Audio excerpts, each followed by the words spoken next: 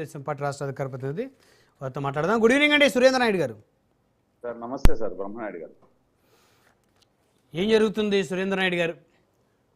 మీ party సంబంధించినటువంటి వ్యక్తులుగా జనసేనను తిట్టడం, జనసేన వ్యక్తులుగా మీ పార్టీని తిడుతున్నారంటూ ఒక లెటర్ ఏదైతే రిలీజ్ చేశారో 4 days బ్యాక్, కూటమి, అందులో జనసేన, టీడీపీ, బీజేపీ ఎలక్షన్ అప్పుడు ఏదైతే ఒక సింబల్ని చూపిస్తూ పాంప్లెట్లు ఇచ్చారో అదే సింబల్ తోటి రిలీజ్ చేసినటువంటి ఆ లెటరు.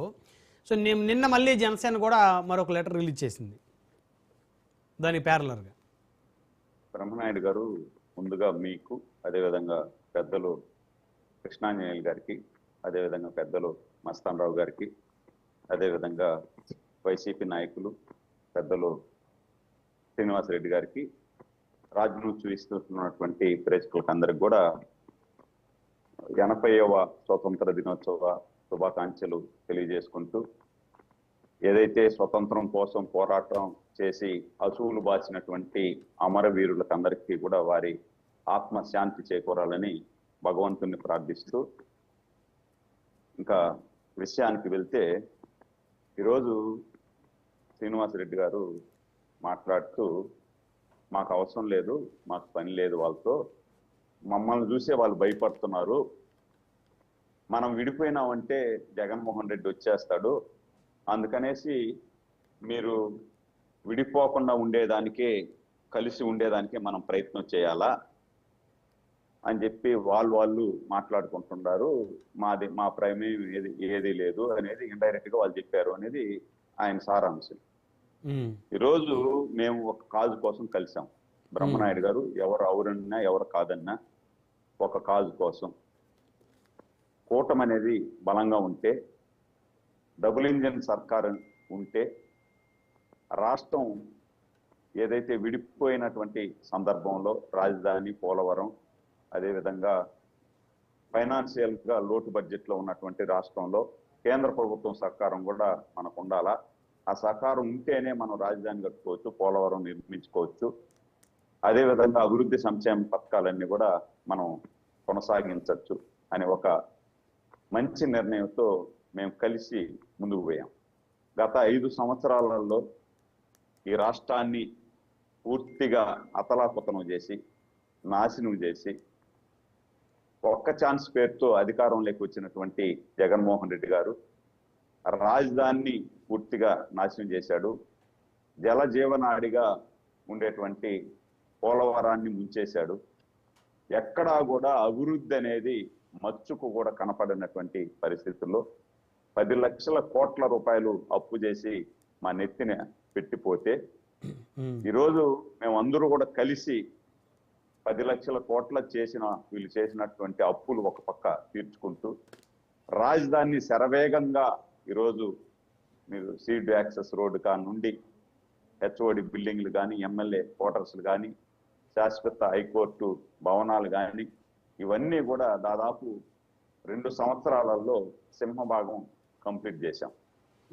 దీన్ని మొన్న సీడ్ యాక్సెస్ రోడ్డు ఓపెన్ చేసేదానికి ఆ రోజు చేస్తే, దాన్ని కూడా, అంటే సీడ్ యాక్సెస్ రోడ్ అనేది కూడా తెలియనటువంటి వ్యక్తి గత 5 సంవత్సరాలు ముఖ్యమంత్రిగా పనిచేశారు అంటే నాకు అర్థం కాల. ఏంది పెద్ద సీడ్ యాక్సెస్ రోడ్ అంటే ఏందప్ప, ఈయన నుండి నేరుగా పోవడమే కదా, అదేంది పెద్ద విషయమా అనేది ఒకరు.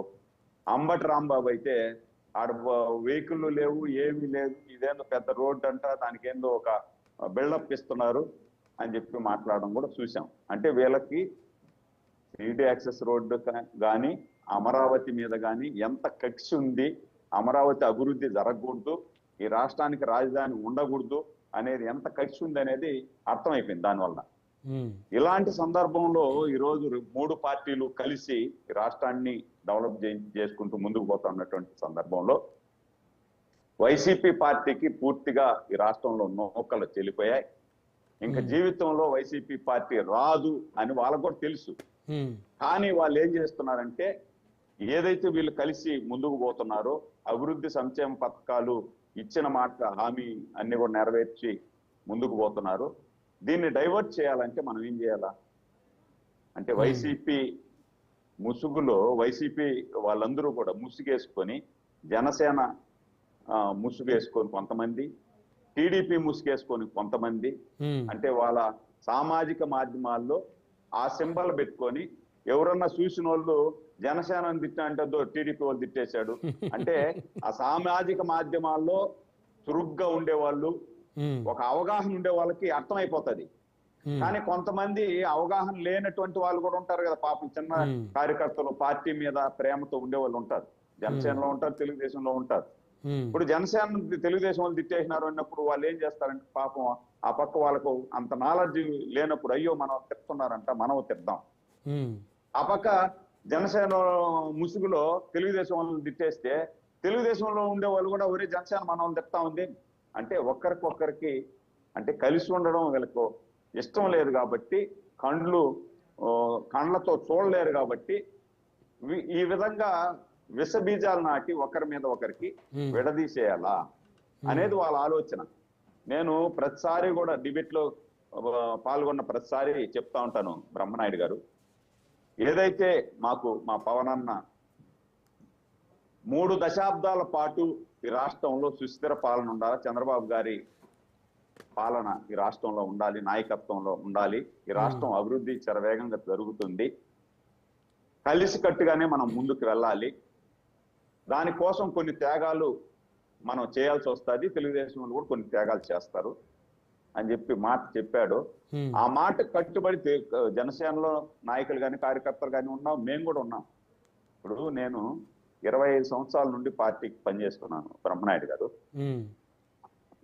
నేను కూడా పదవులు ఆశించా, కానీ కొన్ని సామాజిక అవకాశాల్లో పిలిచి చెప్పారు నాకు, సురేంద్ర గారు మీకు అద్భుతమైనటువంటి లైఫ్ ఉంటుంది, అద్భుతమైనటువంటి అవకాశాలు వస్తాయి, కొంచెం మీరు ఓపికగా ఉండండి అంటే నేను మాట్లాడాల. ఇప్పుడు మా నియోజకవర్గంలో జనసేన వాళ్ళకి 3కి మంచి పదవులు ఇచ్చారు.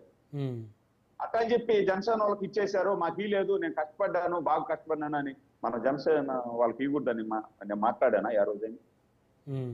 మొదటి రోజు ఏ ప్రేమ అయితే పవన్ కళ్యాణ్ గారి మీద ఉందో ఈ రోజు అంత 10 ప్రేమ పవన్ కళ్యాణ్ గారి మీద ఉంది, జనసేన మీద మాకుంది.